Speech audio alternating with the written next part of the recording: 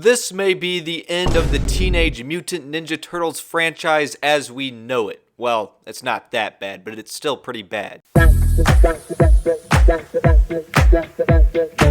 So a while back it was confirmed that a Teenage Mutant Ninja Turtle movie based off of the Last Ronin comic was in the works. And basically, if you don't know, the Last Ronin is a more mature comic, kind of darker, which would definitely be something unique and different for the Teenage Mutant Ninja Turtles franchise in terms of their movies. However, recent reports have said that it's been canceled or just put on hold. Now, from a business standpoint, I totally understand why they wouldn't want to release an R-rated Teenage Mutant Ninja Turtles movie as their first live-action film in the franchise in over a decade. I mean, the hype for comic book movies isn't the same that it used to be, and there's probably not a great chance that this would have been a box office success. But supposedly, there is going to be a new TMNT live-action movie, once again rebooting the franchise for the 4th time or whatever. And Neil H. Moritz, a producer of the Sonic trilogy, said that Paramount wanted to, quote, Sonicify the Teenage Mutant Ninja Turtles. Meaning instead of trying to be ultra realistic with their design, they're going to have more of a cartoonish design.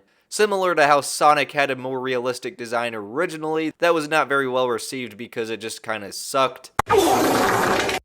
And then they went to a more game-accurate design. But to be honest, I'm not the biggest fan of this idea for the Teenage Mutant Ninja Turtles. Because yes, in their live-action duology where the Turtles were made with motion capture, the designs definitely weren't great, but it wasn't because they weren't cartoonish enough and they were too realistic. It was because they were a little bit too muscular, a little bit too tall, and then something with their faces just were not right. They looked more like dinosaurs than turtles. Let's just look at some random concept art for live-action Ninja Turtles designs and see what actually could work. So I actually dig this picture right here. Maybe the turtles are a little bit too muscular though. So this would probably be them when they're older, but this right here is a good design. Now this I believe is a concept art for the Michael Bay Ninja Turtles movies, and this is way better than the actual product because they're thinner, they look more like human size, which is what you would want, and just from their mouths, nostrils, and eyes, it looks a little bit more like turtles. Now this image right here, this is taking it a little bit too far. It looks a little bit off. But maybe that's more so the costume because the face does kind of look like the very original design of the turtles. Now this is like an ultra realistic turtle design here, and I actually don't mind this. Donatello does look a bit young here, but it's not bad. And then Splinter actually looks pretty good in here too. Now I do think you could have them have the only white eyes like in many cartoon appearances if it looks something like this. But for live action turtles I wouldn't mind something like the Fortnite design here, but obviously with the very realistic skin texture like in those Michael Bay movies from the 2010s. Which the thing with those movies is the texture of their skin was very good. It was just the design of their faces and body structures that were not satisfactory. But my whole fear with Sonicifying the franchise is that it's going to look something like the cartoon here, where it's just a super basic cartoonish design but in CGI. And that is not at all what I want. I want something more like the images I was showing, and not just a super basic cartoon design where all the turtles look exactly the same, except for the colors of their masks and the letters on their belts. Now in terms of the animated Mutant Mayhem movie and its sequel, that's all still happening. And we're even getting a short movie called Chrome Alone 2 Lost in New York, which looks pretty good.